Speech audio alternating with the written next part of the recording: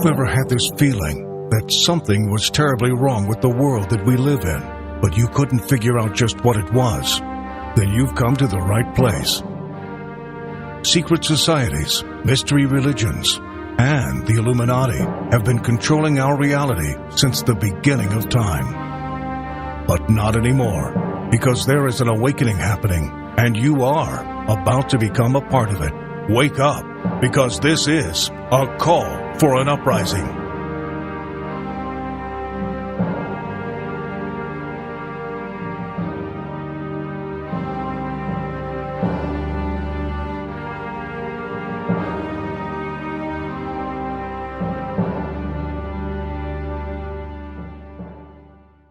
This is a call for an uprising. We welcome you to today's show and ask those of you who have not subscribed to please subscribe to our YouTube channel as we continue to expose the satanic Illuminati agenda. Today's show I want to talk about the music industry and how they put spells on people through the music, how they cast spells out onto people, onto Christians, onto anyone out there listening. And I'm going to play a clip from a man named John Todd. The clip came out in about somewhere in the middle of the 70s, 1970s. It's still around today. You can find the entire audio on YouTube if you search for it. The man that you'll hear speaking is a former member of the Illuminati, of Satanism. He was a very, very high up person in the occult. He is presumed to be dead now. I know there's a lot of people out there that aren't sure if this guy was truthful or if he wasn't. You can decide on your own. I've never met the man, so I can't account for what he says, but all I can do is tell you I've listened to everything that he's said and spoken of, and it all falls into the category of truth as far as I'm concerned, with everything that I've studied with Satanism and the occult. It's believed that he was assassinated. Fritz Springmeier talks about that in one of his books, that he was assassinated after he was released from prison. He was framed for some crimes that he didn't commit, because back in the 70s when you were exposing this kind of stuff, it was a big problem. So they went after him very, very hard. But the thing to listen to here is how they put spells on these songs, not just through the lyrics, but they actually summon demons and put them on these tracks so that when you listen to it, you're inviting demonic entities and demonic presences into your home. So listen to him talk, and he talks a lot about rock music, because in the 70s, remember, there wasn't rap, there wasn't pop, there wasn't hip-hop, there wasn't all this stuff. It really was just revolved around rock and roll, and they used these rock and roll artists like Kiss, like AC/DC, like all of these guys, the Rolling Stones, Crosby, Stills, and Nash. All of these singers at that time were the ones they used. Now we see how it's evolved into pop music, into rap music. You have Katy Perry doing it. You have, it goes from the variation of people doing it goes from Katy Perry to Lil Wayne. I mean, it's all over the map. Everybody's doing it, including Christian rock bands that are involved in this, that are wolves in sheep's clothing. So take a listen to what he has to say, and I'll talk about it after. I sit on a council of 13 people that take orders only from the Rothschild Tribunal in London, which they claim they take their orders directly from Lucifer. I was the manager of Zodiac Productions, which Zodiac Productions, its name's been changed since then. I'm not even sure what they call it now, but it's the largest music conglomerate in the world. It owns RCA Records, Columbia Records, Motown Records, owns almost all the concert booking agencies in the United States. And that's not even the name of the company that owns it. The name of the company that owns it is Brenner Enterprises, and Brenner Enterprises is owned by Chase Manhattan. Chase Manhattan's owned by Standard Oil, and Standard Oil is owned by the Lords of London. You can track it on back. You kind of get the idea after a while. But I was the managing president of Zodiac Productions. It's one of my jobs as being one of these 13 people. Thus, I got to know many of the people who produce music and sing the music and play the music that you play. Now, one of the closest friends that I got during that time that I obtained was a man named David Crosby. Crosby, Still, Nash and Young. I saw David the day before Christmas last year, talked with him. I got him away from this witch that he had with him. He told her to go shopping. We were in West Hollywood, and I was witnessing around for people I knew. We went off in the store, and we started talking. I said, David, I'd like to ask you a couple questions. I said, I already know the answers, but I've been gone for 5 years. I'd like to know if certain things are still the way they were when I left. I said, now I'll have to explain some of this when I'm done, because you're not going to understand it all unless you know something about music. I said, do they still take the master to the temple room? Dave said, yeah. I said, do they still have the coven conjure demons into the master? He said, of course. I said, now, I got to know something.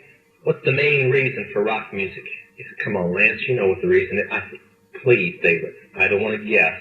Tell me what the main reason is. He said, the same as when you were in, so that we can play spells on people that we couldn't cast spells upon.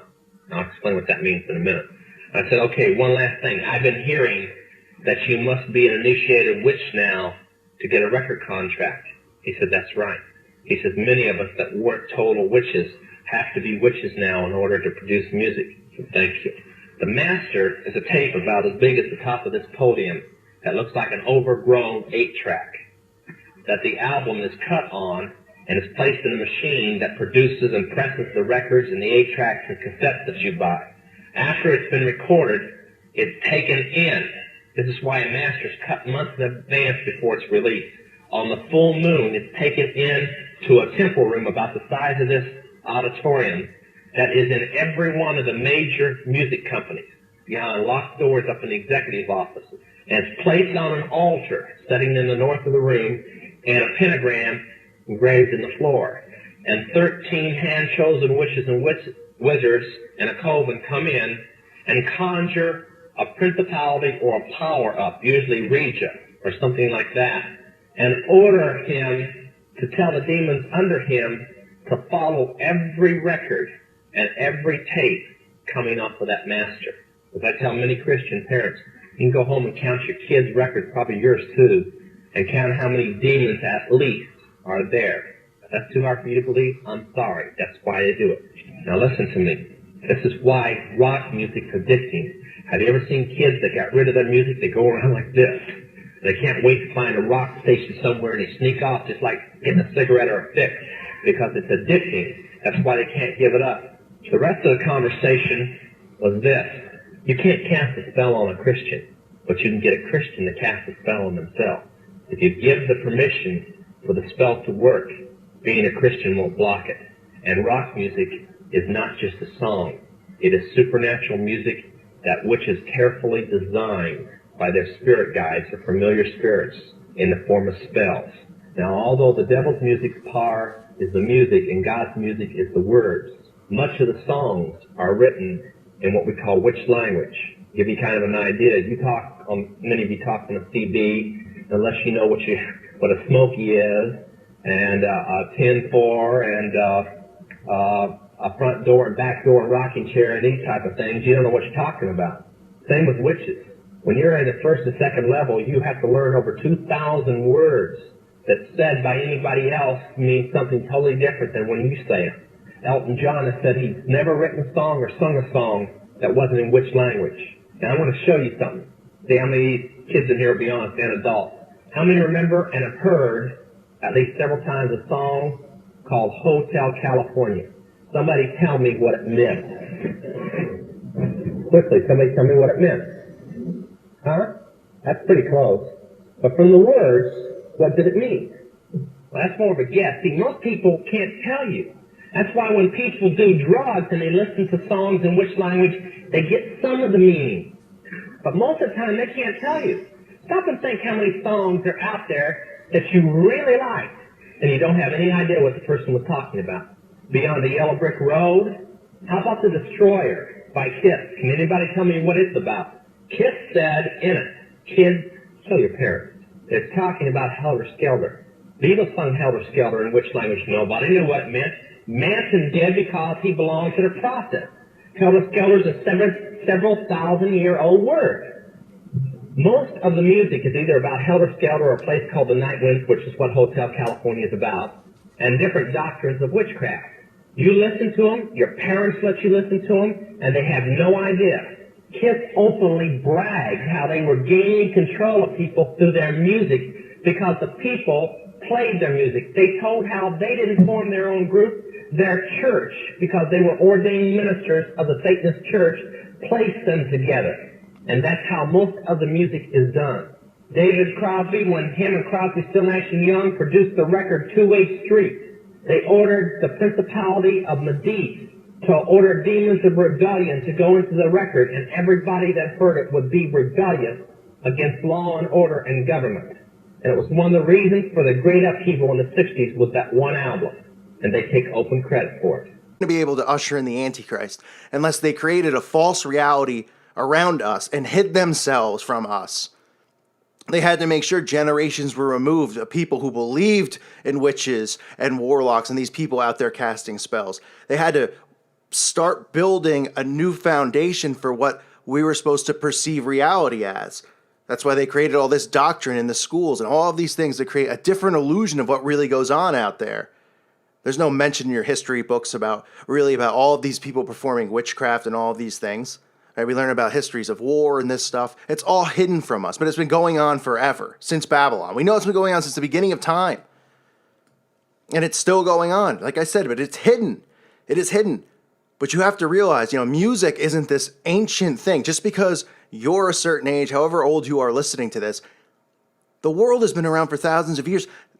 Music and this stuff is only 100 years old or so, not even. Music with lyrics behind it. Yes, obviously there was music and chants and tribes and those things. I'm talking about the music industry and what it represents.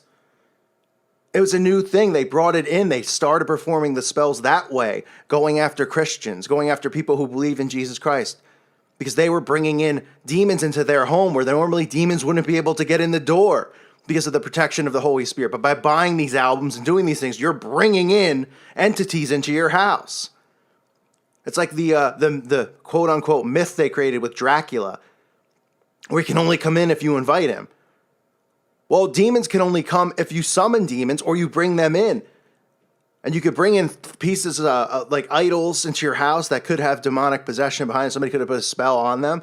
But when you're listening to these songs, you're bringing in demons into your home. You're listening to witchcraft, whether it's in forward or in reverse, whether they're putting the spell on you backwards through backmasking, which we talked about with Aleister Crowley and the law of reversal. Either way, we're allowing ourselves to be put under these spells and to be put under not just hypnosis, but to be put under a spell. And we have to stop. We have to wake people up to what's going on. I know how it sounds to people because they're under such hypnosis that they'll come here and they'll go, funniest thing I've heard all day. Because they're so nice. I mean, they can't snap out of it. They just can't snap out of it. And hearing someone like me talk won't snap them out of it, unfortunately for them. But hopefully something helps them snap out of it. But for you who's listening, who subscribes to this channel, who is trying to learn about the Illuminati, you have to understand music is a vessel that they use. And it's very difficult to separate from it because music is a part of all of our lives, right? We drive in the car, we listen to music. We always constantly are indoctrinated with new music, new spells. It's hard to separate from it because we've grown up our entire lives with it, never thinking of what it really was. Thinking that, when you're 10 years old, you're thinking these people are doing expressions of art. And he's talking about his breakup. And then, you grow up and you realize this stuff, or you wake up and you see what's really going on is that they are trying to summon demons into your own home and put you under a spell. And draw you away from God and do whatever else these things they summon do. So be alert and be aware of these things. If you want to listen to the rest of his testimony, it's online. It's a few hours long. And it's from the 70s. The audio quality is not great, but the message is there. And you'll hear stuff that'll freak you out. But it's deep, it's long, and it's hard to argue against his testimony because it's very detailed. And it's from the 70s. And I don't know how somebody could pull this out of a hat here. Pull this story out of thin air. It is very detailed, very frightening for a lot of people out there. It should make your stomach turn. But just think about reality. 100 years ago, 150 years ago, we were in the Little House on the Prairie days, okay? You could go in your carriage somewhere, settle down on the land, build a house on your own, go out and hunt, harvest your own food, and survive like that. You weren't so dependent on money. Yes, you traded your crop for somebody else's, so here's my eggs. Can I get some bread or some corn? Great. And everybody was self-dependent. That was only 150 years ago. That wasn't 1,000 years ago. It wasn't 2,000 years ago. 150 years. It's like 2 generations removed. Your great-grandparents or maybe your grandparents We're involved living in those times. And look where we've gotten to now, where we've lost total control. And all we are is dependent on our government. Back then, you were dependent on yourself and your family. You know, your wife would do the cooking, you go out, do the hunting, and raise the children together.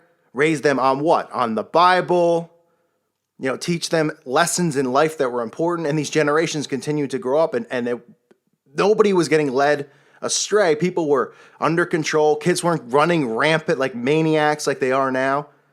We weren't dependent every second of every day on paying a bill because we were dependent on ourselves to do this. We were self-sufficient, and now we no longer are. And music was around back then, but not with lyrics, not with what it is now where they're putting spells on. And look what they put us into. 150 years ago, settling somewhere, building a house. Now you couldn't even go squat in the woods, you'd get arrested. You got to pay property tax, you got to do this, you got to do that. It's total control by the government. Total control. But they've only ushered this in recently, and they've used music as a tool, okay, to put us under these spells. It's been one of their tools to go after Christians. So be alert and be aware. I thank you for listening to today's show. God bless all of you. May peace be with you.